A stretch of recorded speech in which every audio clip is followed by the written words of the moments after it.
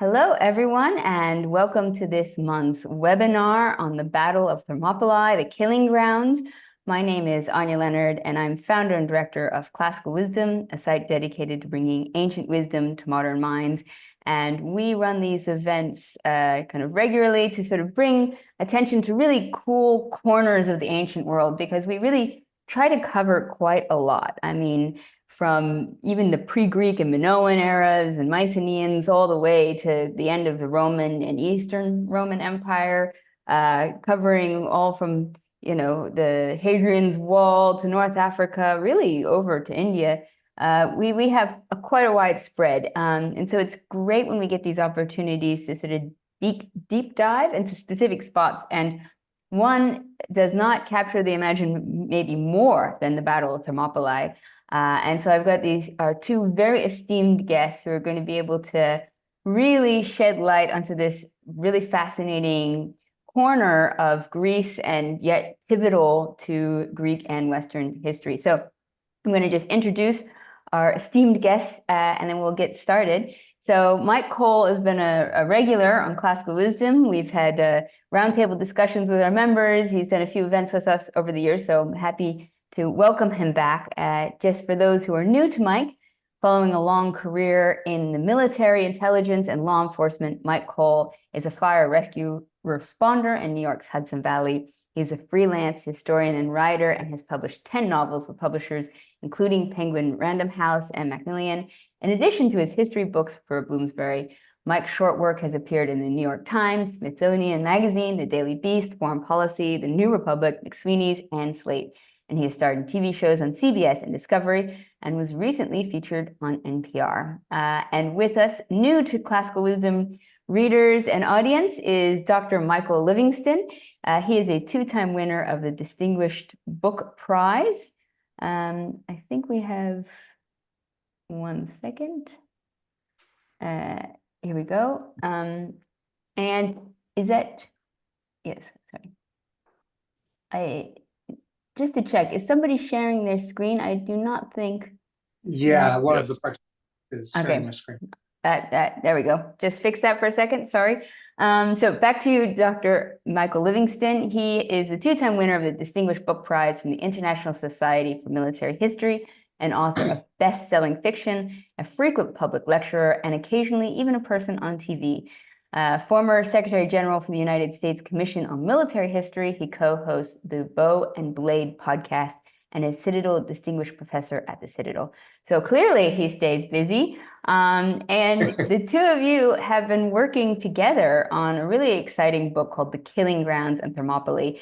And I love your tagline. You call it a biography of this place, which is fantastic. It kind of just immediately captures the imagination about how we're going to understand this sort of famed narrow strip of land. So I have been talking way too long, and I'm going to move it over to you guys. And I want to begin with the setting of the book, the battlefield itself. And for those who have not been, maybe you guys can start us off with sort of how it looks, a little bit about its geography, literally set the scene for us.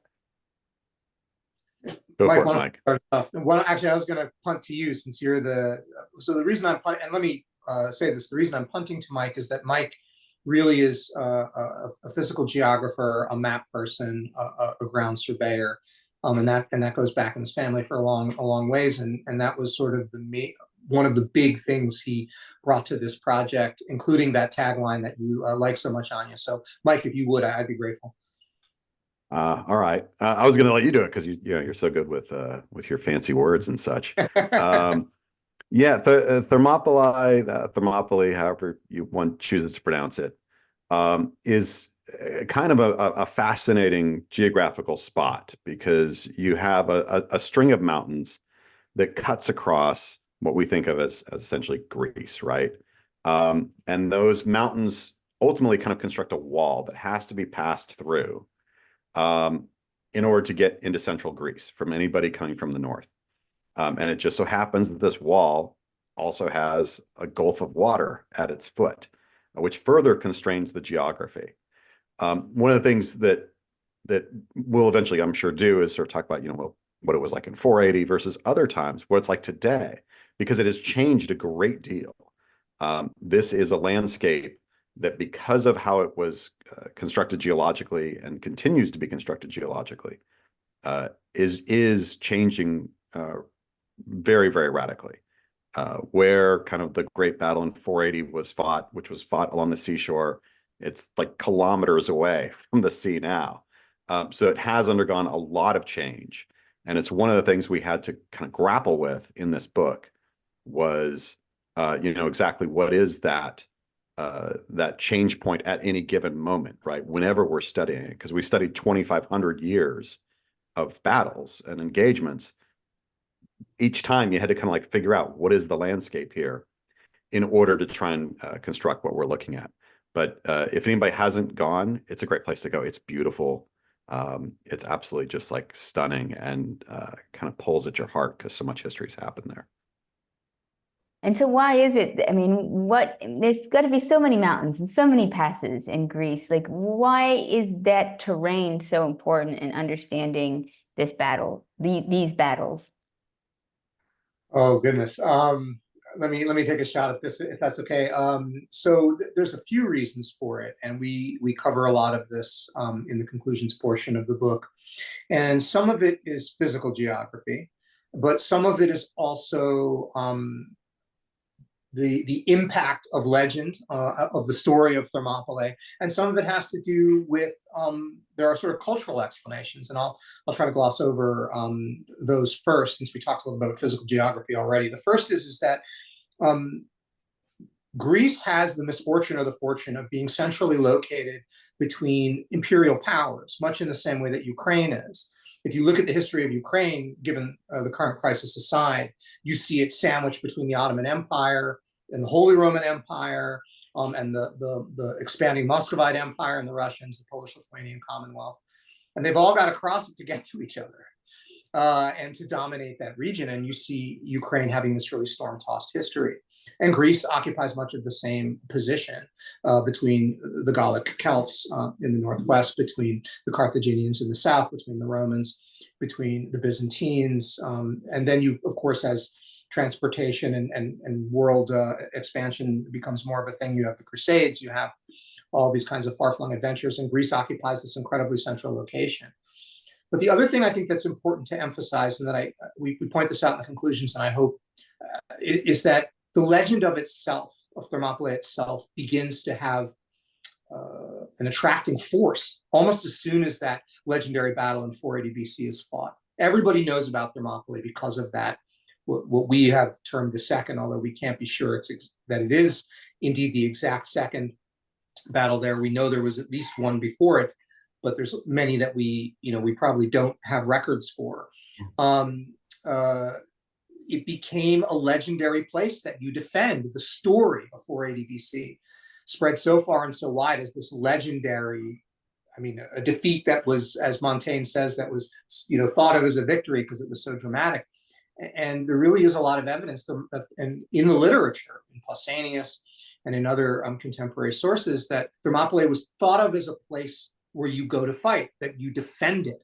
In fact, we have a pre-battle harangue, I believe, in the 4th century AD, from a Roman commander named Marianus, where he's telling his troops, this is where the Spartans fought the Persians. We have a poem written in 1941, when the Anzacs are defending it against the Nazis, saying, this is where the Spartans fought.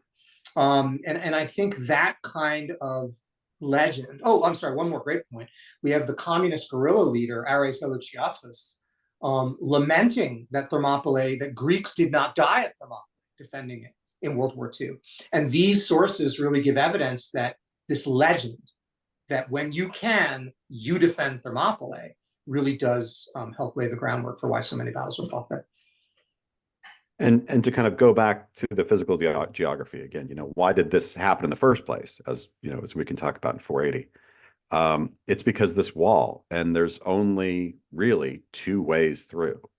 The myth of Thermopylae is that there's one. There's one way, and Leonidas stands athwart the Persian advance. There's only one way, and he holds that position or tries to. That is absolutely false. There are other ways through there. There's 2 main roads through. in addition to smaller ways to get through. And he's only blocking one of those main roads, probably not, in fact, the main road at the time. But even though there are these multiple routes, that is still a lot less than you would get in most locations. Right. In most locations, there's multiple ways through. These are harder to navigate because you're having to get through this big mountainous wall. And then it's further constrained by the sea at the foot of it.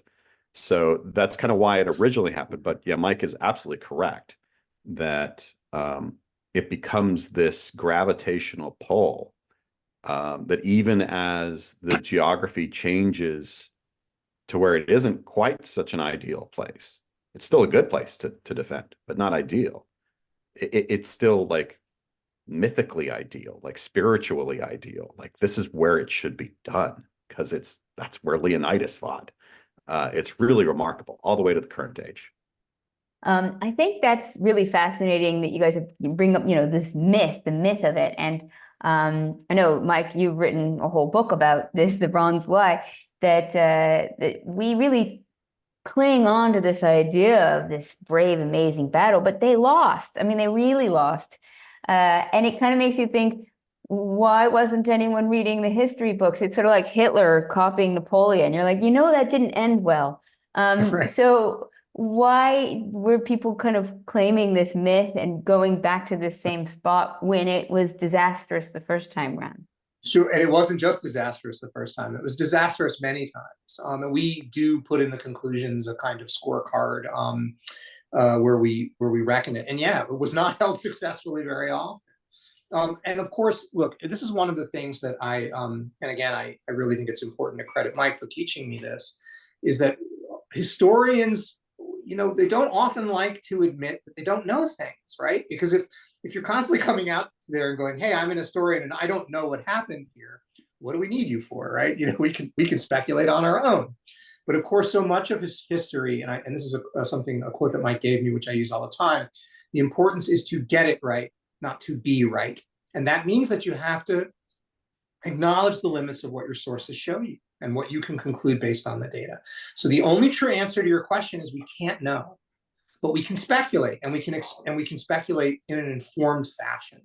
And one of the speculations that I think is really a really strong one that originally came from historian Tom Holland is that because the plan failed so badly, so there's this idea in the myth that it was that the oracle at Delphi said that a Spartan king must die or all of Greece will fall.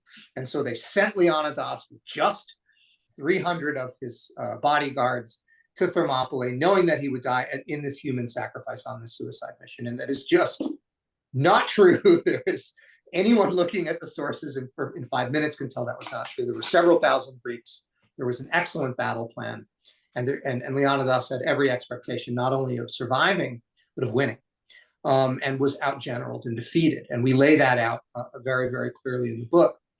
But because that plan backfired and didn't work, and because the Greeks not only lost, but completely failed in any of their objectives, which was to slow and starve Xerxes' army and also to trap it so that a force that was gathering Boeotia could come up and catch it in a pincer movement, that Themistocles, who was the leader of the Greek coalition at the time, a famous Athenian, looked at this and thought, oh my goodness, Greece is going to surrender. Thebes already had.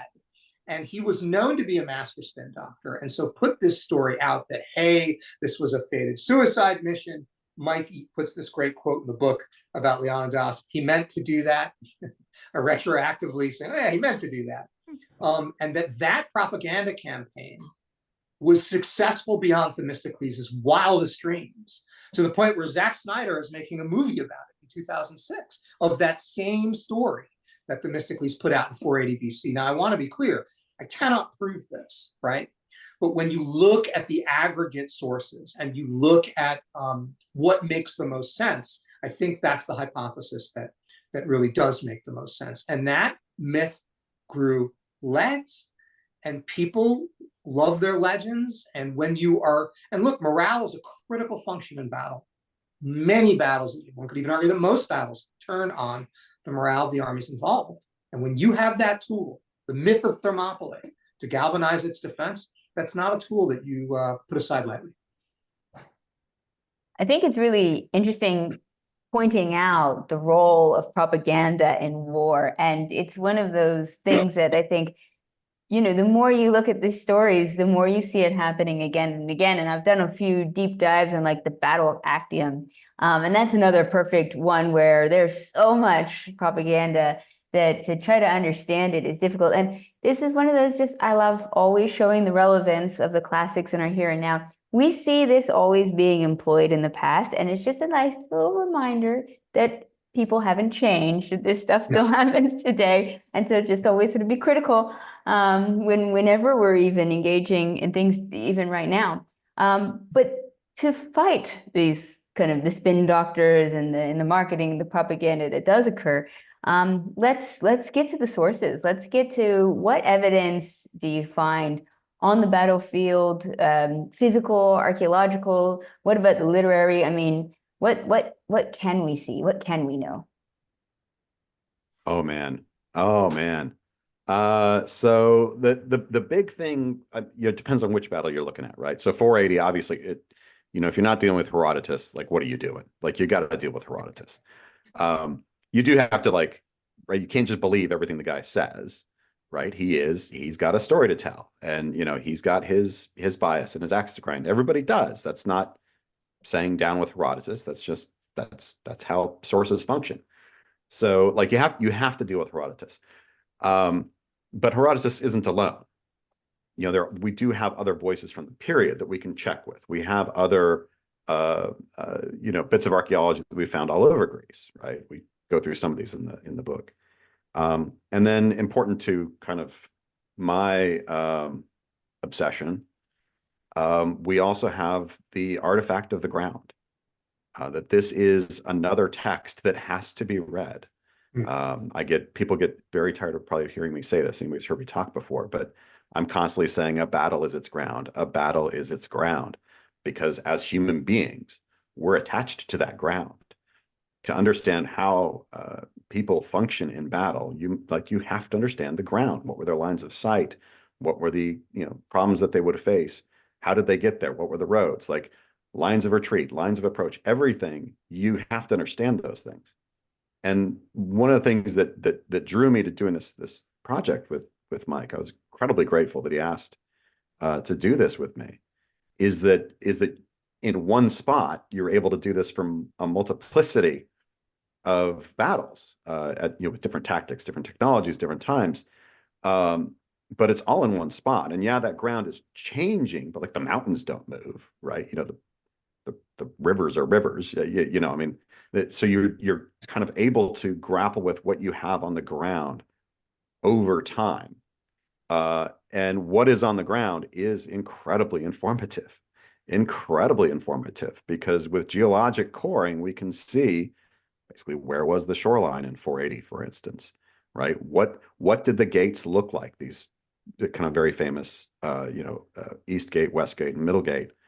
What were they like? It's one thing to read that there were these gates and everybody talks about them as if they know what they're talking about. Well, let's find out. Let's find out what those gates were like. The Anapaia Path, what was that like? What would that be like? What would it have actually been to hike over that mountain during the night as a Persian immortal? Well, how are we going to find that out? All right, well, we're going to go hiking. Like, that's how we're going to do that, right? And there's a lot of groundwork, quote unquote groundwork, that we do before going. I spend a lot of time on satellites, getting the best resolution stuff that we can to see what there is to see. One of the things that is kind of amazing and also concerning, I suppose, about Greece is that there are so many remains all over the place, and they're not like protected and we just can find them and go see them. And so, that's the case here, right? All the different attempts that there were over the centuries to fortify this area, which tells you a great deal about where and how it is threatened. Where did they choose to fortify? Uh, yeah, you can see some of those fortifications on satellite. And so, okay, we need to go see this, and all right, let's go hiking. So yeah, you can glean an awful lot from the ground, even without putting kind of shovels in. You can glean a lot, and that hopefully, and here it very much did, works in kind of like gears with the text, with the stories we have, with the tactics, with the technology, and we're able to kind of put together a fuller picture than we would have had only grappling with one of those things. We're trying to get the total package, as it were. One thing to add on that, Anya, there was also, we're lucky in this case, because in a lot of the battlefields that Myke examines, and I'm speaking specifically of his latest book on Agincourt, there isn't a dig. And it might correct me if I'm wrong there. No one's dug in the site that you have suggested. I think that's actually something that's Correct. pointed out. Right. So, but in Thermopylae, of course, there's Spiridon Marinatos. Is a very famous Greek archaeologist. I see Georgi or George here in the chat. I'm sure you've heard of Spiridon Marinatos. In 79, he excavated the site and pulled out a lot of arrowheads and javelin tips from the Kolonos, where the last stand supposedly occurred. And those are in the Archaeological Museum in Athens. You can go and see them. They're in a big cloud in two pieces of plexiglass on the wall. Now, there's actually reasons to doubt whether or not that is accurate or not. I don't. I think it is accurate. I just want to acknowledge that there are people who dispute it. But the point is, there are archaeological finds, right? We have a story from Herodotus saying the remaining Greek defenders died on this hill. And in 1979, they dig in the hill, and there are arrowheads and javelins that are clearly Persian, that are made of the right materials, that are at the right layer, and that sort of thing. So there is archaeology in this case. And the Phocian Wall, which is incredibly important to Yes. Leonidas's defense of the Middle Gate.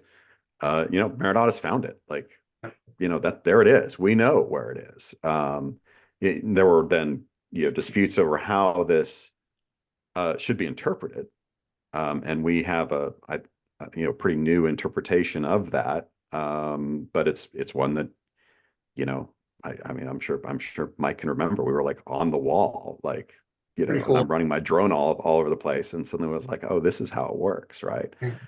So yeah, it is an amazing sight to have all this overlaid, and to just be so beautiful anyway. It's just worth going to because it's Greece. I mean, come on, Yeah, it's not that hard to be forced to go there if need be. I mean, and I'm sure people weren't like, "Oh no, you have to go to Greece and do survey." Joke about it all the time. Oh, Yeah. I feel so bad for Yeah, it is terrible. But if the IRS is listening, it was for research. So yeah.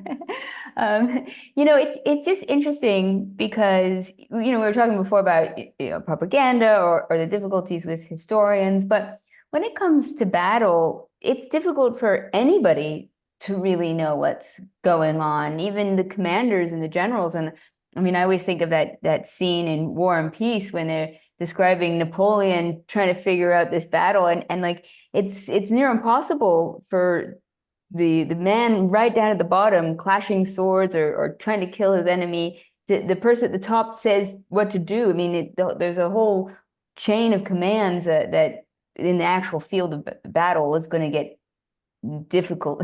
I'm not expressing this as well as I could, but all to say, it's hard for anybody to know what's the truth. So the archaeology is probably the only thing that's going to be able to tell you really what's happening, even at a battle that had just happened.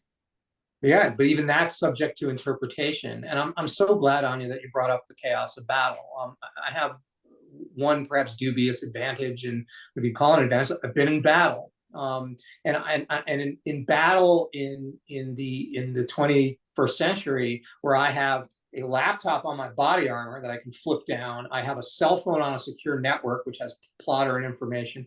Oftentimes, I'm either in a Little Bird or a Striker on a computer network, and I still don't know what's going on. And I've had experiences of being shot at And I literally don't know where the fire is coming from. The only way I can tell is that there are rounds impacting on the side of the vehicle that I'm standing next to. But that could be a full range of fire. I cannot overstate the confusion, and I'm so glad that you mentioned that. And by the way, that's my same experience as a firefighter. Is that you're in there, you can't see, you have a glow around you, you have a radio, but you can't really, it's crackling, and with the sound of your own breathing, you can't hear it. So that degree of chaos now, with the modern technology that we have, when you get into the ancient and medieval world, or let's just stick with the ancient world for this case, where there's dust from marching feet, there's signal flags you can't see, there's horns you can't hear, it really is chaos. Archaeology certainly is better, but as I pointed out with the Spiridon Marinato Stig, it still is open to interpretation. And it's very important that that be kept in mind.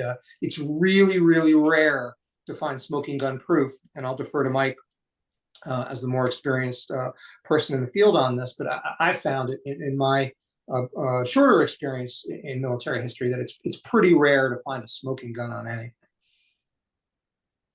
Yeah, that's absolutely correct. I mean, and when you do, you have to bear in mind what does that tell you? Like, okay, yeah, this does tell me that there was a battle here. These are battle remains. I have that detritus. Do I know it's from that battle? Well, it's from the same period, and this is the only battle that was supposedly fought here. So, okay, that seems to check out. But even then, you still would need to interpret, right? What does this actually tell us about where the lines were, how they charged, how they moved, and what you're talking about? That sort of, how did you get through the chaos into order of any of this is actually one of the least understood things we have about historical warfare. How did we actually understand how that happened, and almost at any period up to the modern period anyway? And that is kind of unfortunate because it's sort of central to the whole thing. We know things that were used. I mean, Myke mentions several of them, but what does that really look like? How effective was it, right? What was your command and control actually really at? Did you have 80% command and control over that field? Did you have 90%? Was it 50%? Like, those are very, very different things. And it's just something we don't usually think about, right? You see these big colored blocks on maps sort of moving around, as sort of like unified things, as if that really took place. And of course, it doesn't much take place. But depending on the period, right? If you're dealing with a phalanx, that has its own kind of cohesion, and we can rely on that to some degree.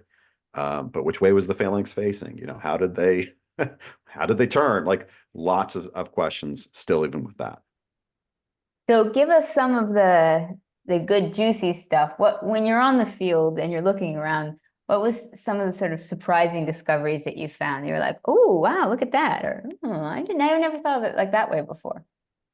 Oh gosh, we could trade back and forth on this, but the one for me, and I really have to credit Myke with this, is the Phocian wall is facing the wrong way.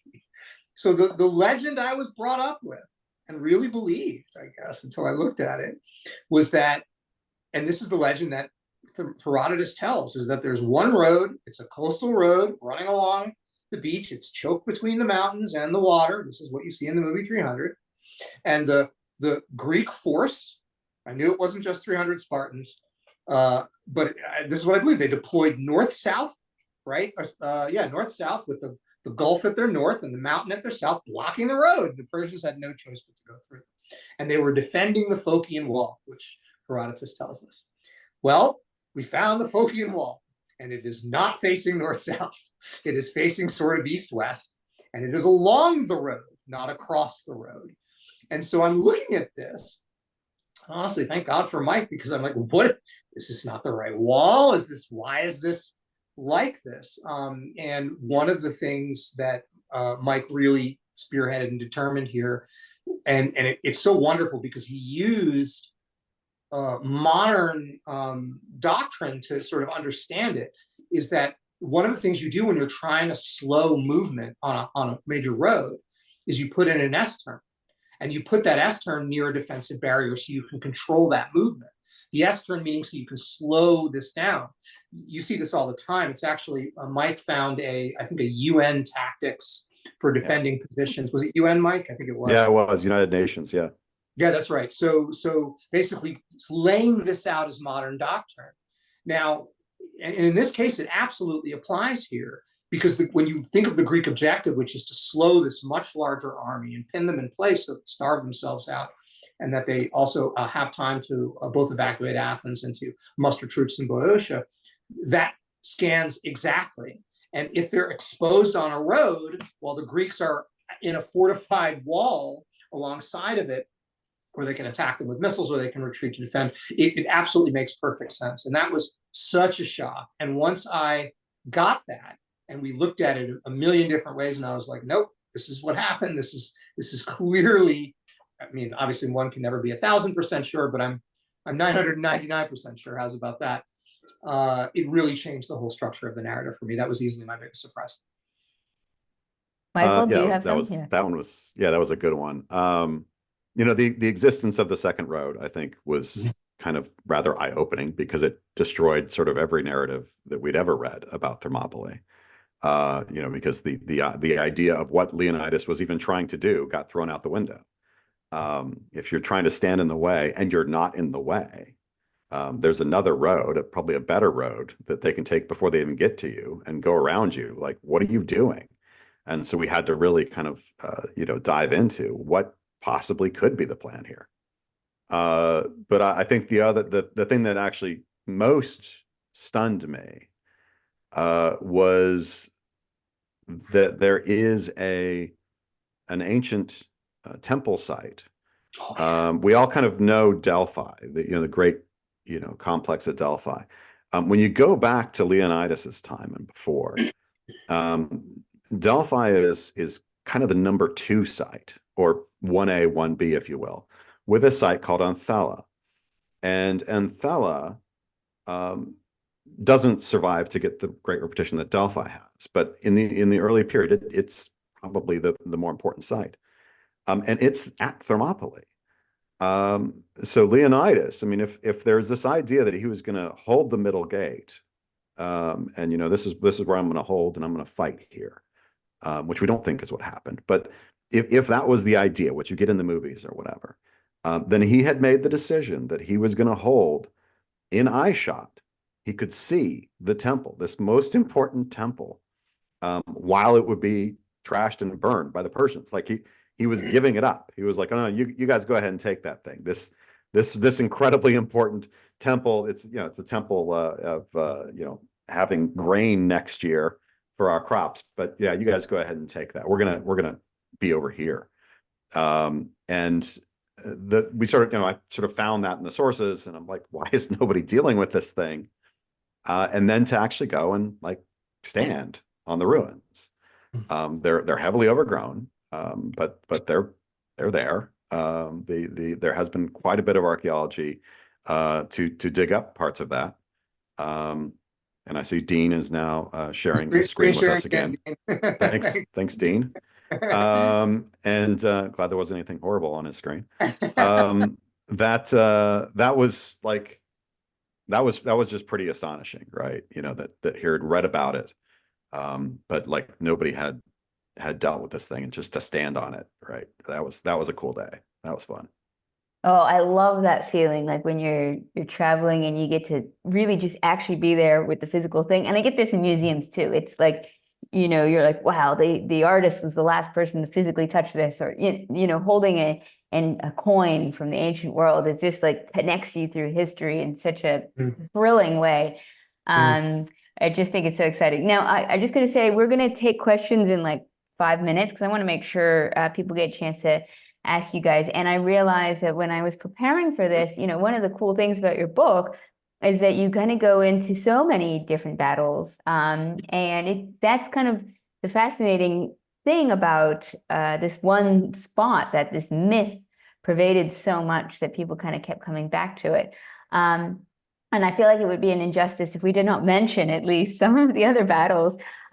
So maybe, but I know that our audience is going to be more fascinated perhaps with the earlier stuff, but Mhm. maybe we could just do a brief, like 2 minutes about a few of the other ones, Sure. just so that people, because I don't think, for me, when I was reading the list, I was like, wait, what? He was there too? What? It was like the Yeah. who's who of the ancient conquerors.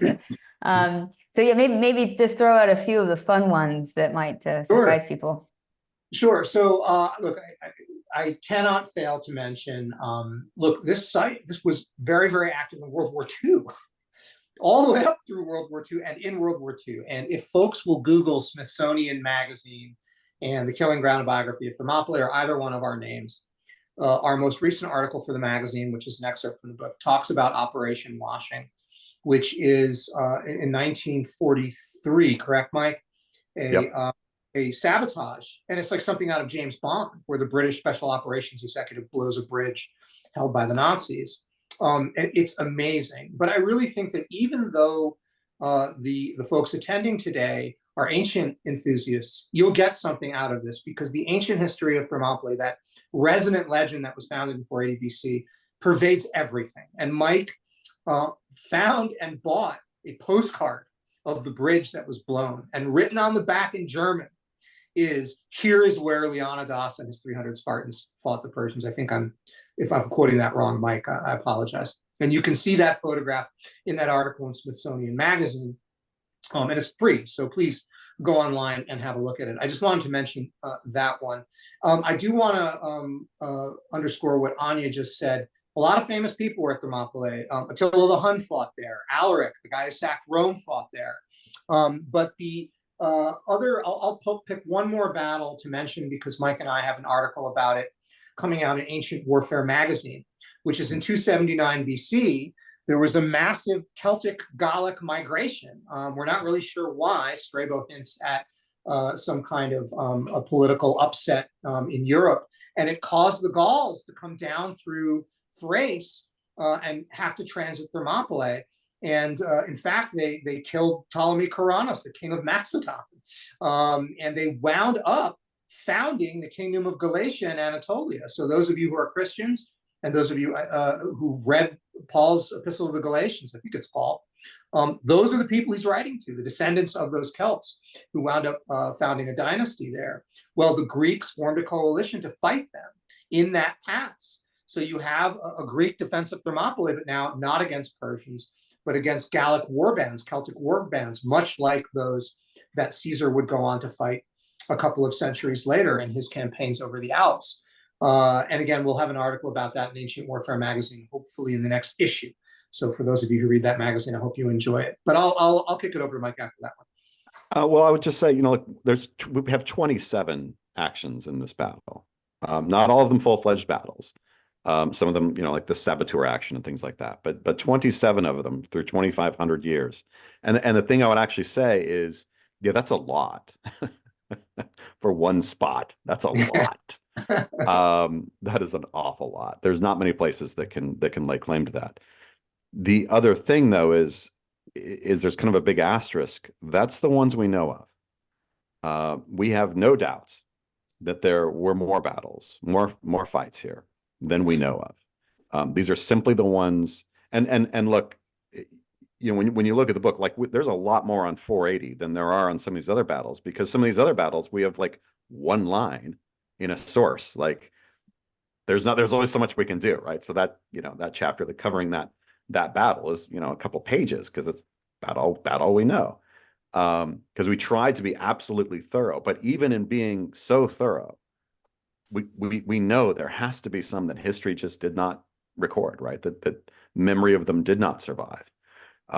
And that's kind of all the more amazing, right? That this place, which is not, look, this isn't Jerusalem, right? This is not someplace that you kind of, it's a nexus for people coming to struggle to gain something. It's kind of in the middle of nowhere, but it has this, because of the geography and because of the myth, that this is the place to do it. It has all of that and then some. I totally was imagining a parody on the rom-com 27 Dresses, like 27 Battles or something. I just, if you need another cover edition at some point, there's an idea for you. Movie. Yeah, Well, yeah. we'll let Osprey know. Yeah, that's Yeah, okay. yeah. No, but If it's, any TV producers are watching this, please. yeah. 27 battles. The battle that got away. And it's amazing because you've got, well, I just like listing a few of them was like Philip II, Justinian the Great, Attila the Hun. I mean, Mhm. yeah, it's really kind of going back to the same spot. And I do want to make sure we get to the audience questions, but just from a modern military perspective, was it ever a good idea to be there, or was it just the myth that kind of drew people back? No. So, and this is one. This is important. So, it's a combination of things. Like I want to caution folks, and I hope Mike agrees with me. I think he will. Is that look? Simple. There are no such thing as simple answers in history. It's a layer of complicated factors that make an ultimate decision, and certainly the legend exerts some force. I think that's undeniable, and certainly Greece's position as a crossroads between competing imperial powers exerts force. Greece's position athwart the Mediterranean basin with the Cycladic islands, so that island hopping ancient ships that need to stick tight to shore, right, can take on water. It makes it a really convenient route to Africa. And if you want to, you want to take Athens, you want to take the Isthmus of Corinth, so that can't be closed off. So controlling Greece has its own influence, which is, but at the tactical level, Thermopylae is highly defensible. It really is. The idea of the Anopeia path being the only secret way, it was not secret, is the first thing. And it was not even close to the only way. There are many ways over Mount Calidromo. And Mike and I spent a lot of time hiking them. And then, of course, there's this, Mike mentioned that second road when he was talking about what was surprising. It's the Trans-Isthmian corridor. That's a major route. So there are lots of ways to bypass it. But remember, when you're moving large armies and you're moving the huge logistical train of large armies, and this is something that Mike talks about again and again in his medieval books. He really goes into this in his Agincourt book and his Crecy book, and hopefully in his forthcoming book. Mike, I won't say anything because I don't know if I'm allowed to say, but in his forthcoming book, which you can talk about if you would like, he really goes into this, like what a moving army in the ancient medieval world's needs are. And one of those needs are roads. They need roads. And that's not a joke.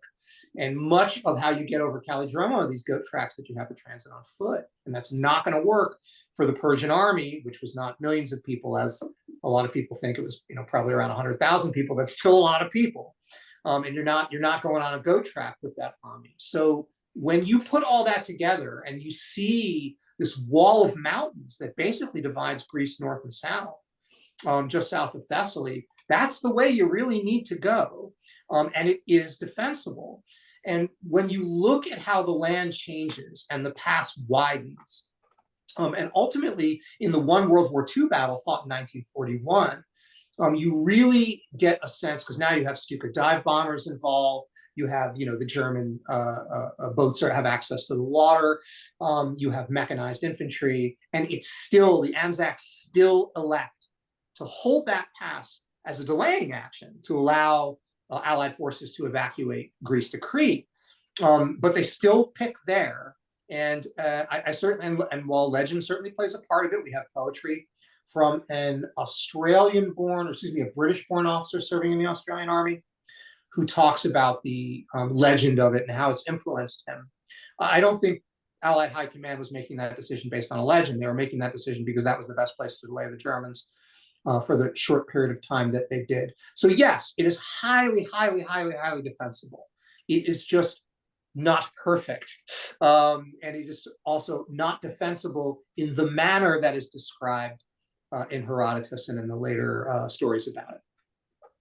Well, it's Yeah, fascinating. and that over time, I would just say over time, that is another one of the fascinating things is people, as the conditions change, they're still doing fortifications there to maintain and promote its defensibility. Understanding this has such natural impediments, we add some artificial ones, and it's all the stronger. It's a cool place. Yeah. Now I want to get into some of our questions, and I see George has got a few that are kind of more in depth. So maybe we'll start with them. He said, bear in mind, though, that Thermopylae came second as a choice for battleground. The first was in Tempe in Thessaly. Correct. And they just decided against it afterwards because the cities in Thessaly had sided with the Persians, so they were afraid about their flanks. Is that correct, or is that right? What I mean is even though they worked out a way, I'm sure they appreciated the advantages of the place. So it wasn't really their first, even though it wasn't really their first place choice.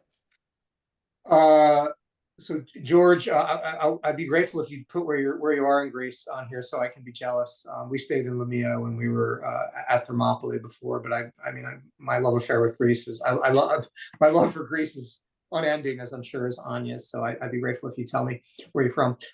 I'd say you're mostly right, although I do think that the Thessalians allied with the Persians after the Greek coalition decided not to defend Thessaly because it could be flanked. It was not ultimately defensible. And I want to kick that over to Myke. I have that right, don't I? Yeah, and I think the bigger thing there is that the Vale of Tempe is an extraordinarily good spot to defend, but it is get aroundable in a way that Thermopylae is not, especially. Oh, he says he's in Athens. Oh, hell yeah. And especially in the fact that the action that Leonidas, and obviously he's not alone, right? But the action being performed there is not just the land action; it's a land and naval action. It is two-pronged. They have to stop both the naval force of the Persians and the land force, and everybody sort of concentrates on the land force, right? Because that's the 300 and all that stuff. So that's what you get, but it's both of these things simultaneously. And what Thermopylae, we didn't have time to talk about and won't, but you can read our book. One of the advantages here is it has that wonderful land location, but also you can use a similar kind of constriction at Artemisium, which is in fact what we do. And so we have simultaneous these things happening. They're in contact with each other, the Greeks. This is a coordinated action, and it's by far the better plan, especially if we're correct in what Leonidas is up to here. Now, another comment from George in Athens, making everybody jealous, is would they choose their battlegrounds where they would have temples or shrines close by? It's the same in Plataea, battle site, same in Marathon. They always did offerings before the battle too, so they could have favor of the gods. I can't prove it. I don't have it off the top of my head, but that sounds a little bit doubtful to me. First of all, Greece, especially in the ancient world, is completely covered in sites to sacrifice and worship. And I don't want to swear to it because I don't have a source in my back of my head that I can reference. But I would be surprised if battlefields were chosen solely based on that characteristic, if there was a place to make a sacrifice. I don't know, Myke, if you have something in your mind that you can prove it either way. But I do feel that that's probably not exactly right. You certainly have, in battles, the Battle of Pydna, for instance, where they do go and sacrifice during the battle, sort of to get favor of the gods. But it's not the site was not chosen for those purposes. It's just, well, there's a temple here, let's do this. If in fact one were to imagine that is a mentality, though, that makes Leonidas's actions truly bonkers if you think he's planning on standing in the way, because again, he's giving up the most important temple at that point to the enemy. He's gonna watch it burn, right? Or watch it be looted, whatever. He's gonna give it up. You all get to go there. And in fact, where did Xerxes watch the battle from? He probably watched it from that temple. Like, it was a nice it overviews it. It probably was a great place to set up a chair and look down on the battlefield. Yeah, you don't want to leave that to your enemy. It's again one of the things that kind of made us begin to think, what we all think he was doing, he must not have been doing, because this doesn't make sense at all. Oh, and actually, George, to your question, I just thought of some battles that prove my point. So I'm thinking of Brasidas's fight at Lynkestris, and I'm thinking of Demosthenes' decision to build an epitechisma in Sphacteria, and the corresponding beach at Pylos. which I really recommend people visit. It's one of the most beautiful beaches in the world, on the southwest coast of Greece. But I know of no shrines or sites where a sacrifice could have been made there. Now I know that the rams of the captured Spartan ships were dedicated on the island of Navarino, in Navarino Bay there, but I do not know that there was a shrine there at the time. So I don't know if that's helpful. Staying with the god theme, are there any resources mentioning the presence of gods at Thermopylae, similar to the Iliad, for example, or even better, the Marathon battle? No, No. I can't think of a one. Can you think of one, Yeah. Mike? No, I can't. No, No, I can't. I mean, And that may be, this is coming from Spiros, which I'm assuming is short for Spiridon. I work with very closely with Spiros. I'm assuming that might be because of the much earlier date authorship of the Homeric stuff that you're citing. But I'm not aware of anything like that for any of the classical battles that I've covered. yeah, I mean, I will say there is an awareness on the part of some of these early folks, probably Leonidas included, that Thermopylae is supposedly where Hercules dies. Mm. The hot springs themselves are supposedly, this is where when he put on the poison cloak and it was being burned, he jumped in the water to try and cool off. It didn't work because it's it's horrible poison on the outfit, on his tunic, and that will cause the water to boil. And then he built his funeral pyre and burned himself to death on Mount Oedi, which is, there's two mountains. Calodroma is sort of the famous one because that's what the immortals go over. But Oedi is the bigger one next to it, and that's where Hercules dies. So the temple structure there and everything, there's a lot of Hercules stuff. But nobody is sort of like in the Trojan War or whatever, like Ares was at the battlefield or whatever. There's nothing like that. Mm. Wow, can you imagine Hercules, how he would feel if he realized that the other mountain that had the immortals became more famous than his spot where he was? I mean, he'd Like, be come on. livid. I think he would be like, what? All those labors for this? I mean, come on. He'd be It was pretty burning up touching. with it, I think. He'd be burning up with it. Hey-oh. Well, we need to give Hercules some more attention, apparently. So going back to sort of the famous representations of this battle, there's quite a few questions about accuracy for a lot of the popular stories. One specifically is, how accurate is Stephen Pressfield's book, Gates of Fire? Oh, okay. Let me take this. I actually know Stephen Pressfield. I mean, we're not close, but I've corresponded with him. Look, my admiration for Stephen Pressfield is boundless. He is one of the great writers of our age. No, Gates of Fire is not accurate, but Stephen Pressfield is not trying to do that, and I think that's very, very important. Stephen Pressfield is a novelist, and he's one of the great historical novelists. But a novelist's job, even an historical fiction novelist like Pressfield, is to evoke emotion and to transport a reader, right? He's not trying to do what Mike and I are doing, which is tell a specifically accurate story. So and I've often been asked this question, and people kind of expect me as a person who's seeking the truth to kind of dig it at Stephen Pressfield, and I'm not willing to do that. We're trying to do different things. Gates of Fire that he wrote is a wonderful novel, and I really, really recommend folks read it. And then when you're done reading that, go read The Afghan Campaign, which is my favorite book by him, and it talks about one of Alexander's officers campaigning in Bactria.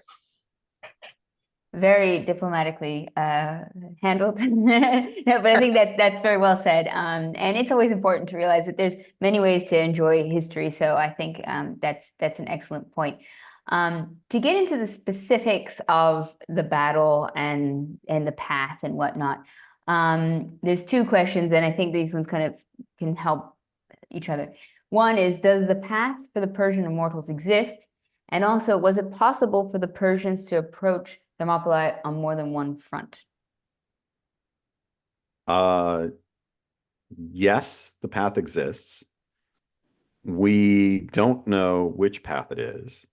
Mike and I have, said we think that it is this particular path, but there are As we've said a couple of times, many paths that go up onto Mount Calidromo and down Calidromo, bypassing the middle gate where Leonidas was.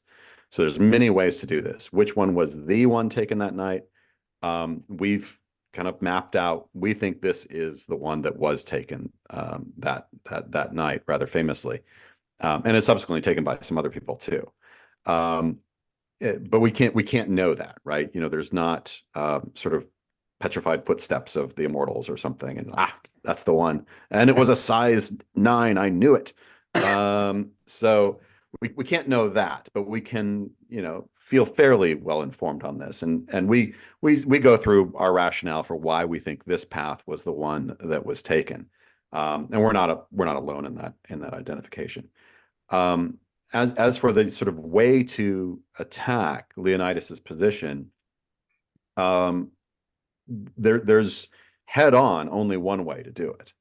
What the immortal's doing going around it, right, is a flanking action to get on the other side and catch him. And it works quite well. But given the topography, that middle gate can only be hit head on. But that's not the only way through the mountainous barrier, right? That is if you go on the coastal road, that's where you're going to get pinched in. But there is, from where Xerxes is camped, he has a main road like heading south out of his camp, basically going straight down to Delphi. He could take that road. There doesn't appear to be any defense whatsoever of that road. But that's not where the action happens. The action happens in the middle gate. And again, this was one of those, like, what do we do if there is another way through, right? If there is this other road, why on earth does Xerxes not take it? And why on earth does Leonidas not defend it? It's probably the road he took to get up there. So, like, why is he not defending it? Why is he leaving the front door open? That is bizarre. And so it was one of the major things we had to grapple with. And it meant changing what we thought was happening here, what Leonidas planned, that he wasn't planning on fighting this battle. This was very, very different. So yeah, there's only one frontal action to hit him. There is obviously multiple ways to get around his back, and there is a major way to just bypass him and leave him there and go into Greece. And we think that's what Leonidas's plan was. You go right on past me, and then I will cut you off, right? And I'll attack your rear. We think that's what he was up to. Sorry, that's a long-winded answer. Apologies. No, it's a great answer, and also it's that moment I'll never forget it. When Mike, I think you called me. No, you did, because you brought up Google Earth and you showed me, and I remember sitting in this office on a Zoom with you, looking at that and like feeling my stomach drop, but in a good way, because like when something makes sense, like we have this intractable problem with this Trans-Isthmian corridor, the second route. And we're looking at it, and it's just this intractable. What happened? What were they thinking?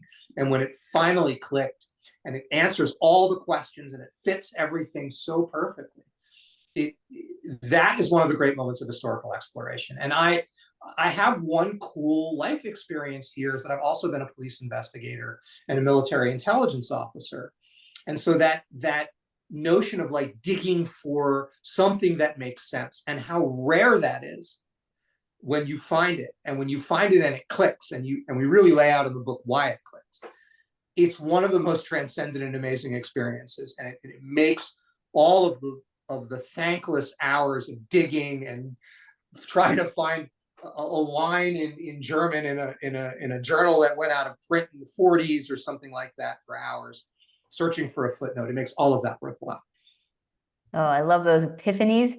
That's what we're after. Everybody's got their thing that they're seeking. We always want our eureka moment if it's possible.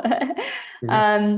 So with regards to the soldiers themselves and the warriors, this question comes from Dean. Do you believe that the Greek body armor gave them a big advantage over the Persians?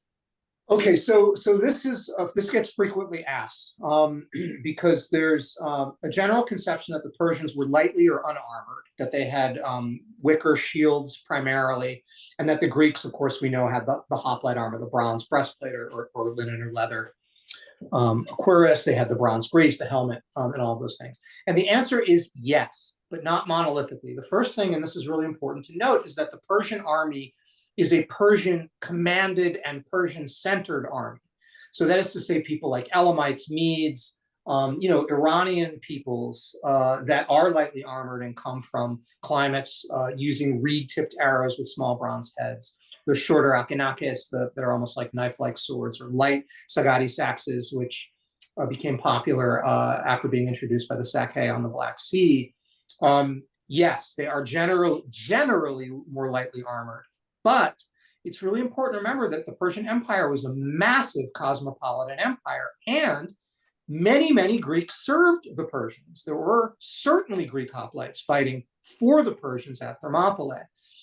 We have a great breakdown of Herodotus's, we call it the ship list.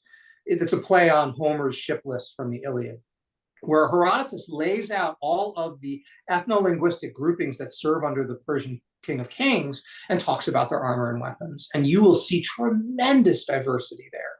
So yes, mostly the Persians were more lightly armored, but not monolithically. And you also have to remember that when we talk about the Greek hoplite, remember they're providing their own equipment. And we generally think of the fully armored hoplite, but that's a very wealthy person. The only thing you need to have to stand in a phalanx is the aspis shield and the dart, the spear. That's it. And I'm sure the poorer hoplites at Thermopylae, because there were many thousands of them, not just 300, some of them would have been poorer. And you also have to remember that would have been slaves, such as the Spartan helots that would have been fighting there, who would have had no armor at all and were probably fighting with rocks. But yes, that advantage was there. But I will say that it was less the armor and more the shields. One of the things that we do know, and we talk about this at length in the book, is that much of Persian tactical doctrine was based around archery. You have the Persian Spadavata with this big door-sized shield. He plants it, and you have ranks of archers back that are just raining arrows down onto the enemy. And this have been incredibly effective for the expansion of the Achaemenid Empire in Anatolia and points west. But when you come up against the aspis shield, which with its thick construction, probably less so its leather or very thin bronze face, but that thick planks of wood, that really is more effective against those arrows. And that does provide a tactical advantage that forces the Persians to mix up their tactics a little bit. But again, I want to remind folks here, again, this is not a monolithic explanation. And one of the things that, again, and I credit Mike for teaching me about this, there's a thing called technological determinism in military history, that historians sometimes make the mistake of taking a single or group of technologies, the invention of the gun, and extrapolating whole movements in history. This happened because, and that is a really thin ice to stand on. So I don't want to say that it's not true, but let's not overweight it. I think that's always a good thing to remember, that when you have these new technologies, it takes a long time before it trickles throughout. And nowadays, yes, we've seen that there's a specific law that talks about this, that with like ChatGPT, it went to hit the 10 million mark within a few hours or whatever. But historically, it's takes a long time before these things sort of trickle to everyone. What's that law? Does anyone know that? Because it's an actual theorem. Moore's One great law. example. Say again, Mike? Is it Moore's law? Probably Moore's law. Oh, Moore's law. Yeah. Moore's law is the how fast microprocessors Correct. are first. But I wanted to give an example of exactly what you're talking about, Anya, from classical history. If you look at the Polybian Roman legion, which probably a lot of your listeners are familiar with, and you look at what the lines are called, so the hastati, the first line, that's Latin for spearmen. Well, if you look at the hastati fighting in the Roman Republic, they don't have spears. So what that is telling us is either the name is a holdover from when Romans fought as hoplites during the regal period, but it also may be a nod to the slow transition as the legion moved from that spear-bearing phalanx into the sword-bearing hastati that we know from the legion under the Republic. Oh, I love when those things connect.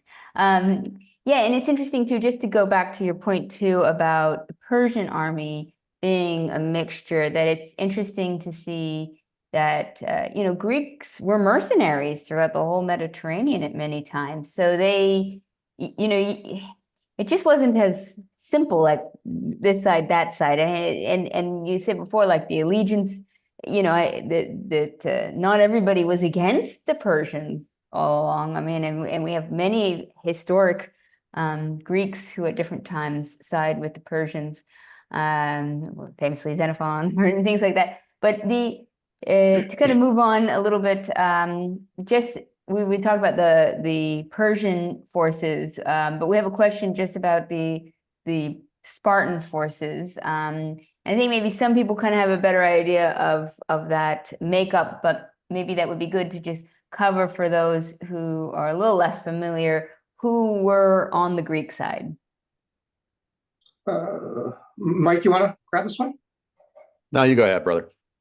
Okay, so Herodotus actually lays this out. It's a Spartan-led force, but you have, and he lists all of these other Phliasians, and I don't have it.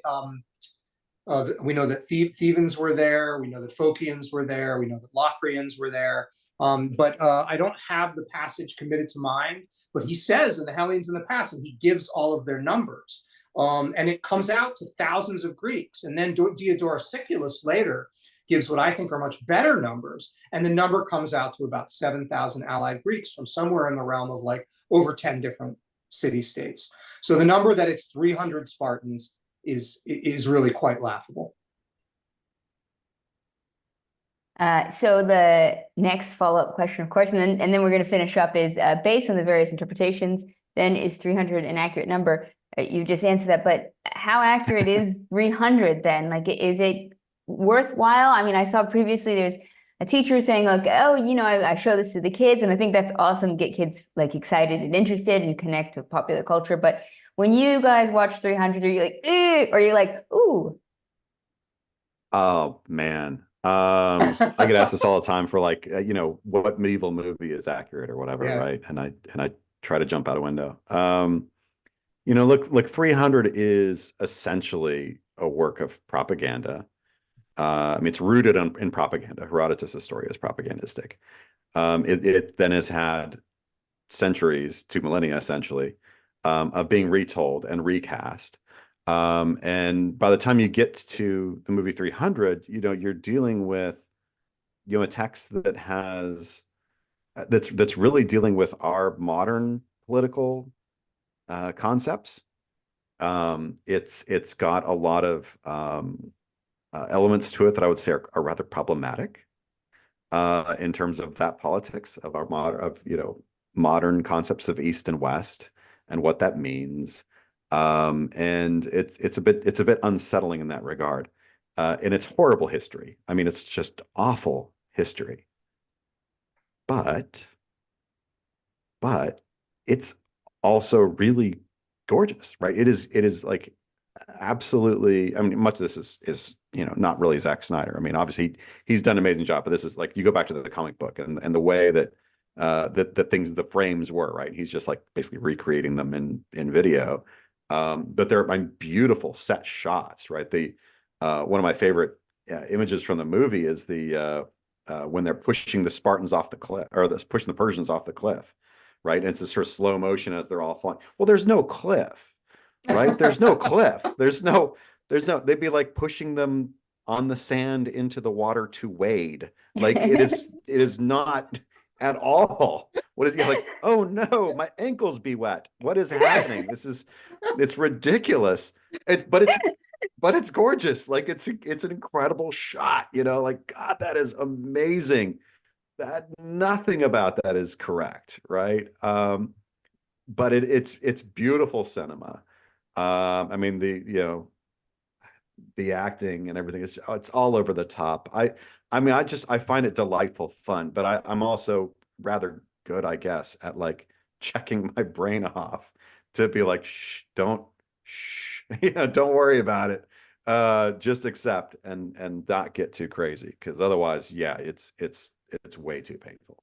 Yeah, and one of the other important things I think here, and then look, I think there's kind of an unnecessary tension between rigorous scholarship of the kind of that professionals like Mike do and popularization aimed at non-scholars.